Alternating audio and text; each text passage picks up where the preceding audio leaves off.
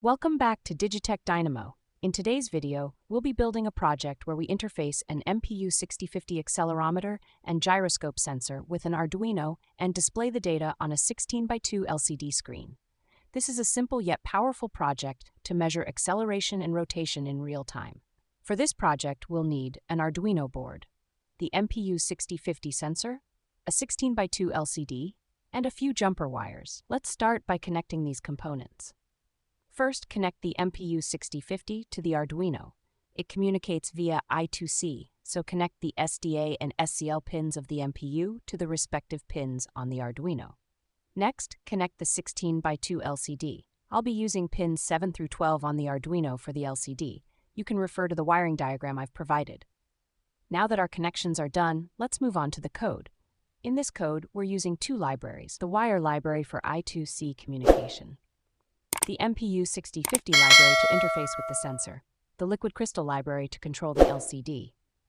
In the setup function, we initialize serial communication, the I2C communication for the MPU6050 and the LCD. We also check if the MPU is connected properly and display the connection status on the LCD. In the loop, we read the accelerometer and gyroscope data from the MPU6050 and display the accelerometer values for the X and Y axes on the LCD. On the serial monitor, you'll also get detailed output for all axes of the accelerometer and gyroscope. This is especially useful for debugging or further analysis. Let's upload the code and see it in action.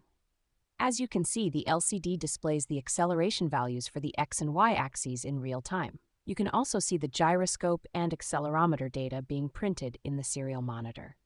And that's how you can interface the MPU6050 with an Arduino and display the sensor data on an LCD.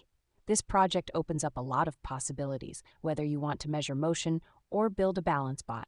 If you enjoyed this video, don't forget to like, share, and subscribe to DigiTech Dynamo for more exciting tutorials and projects. See you in the next one.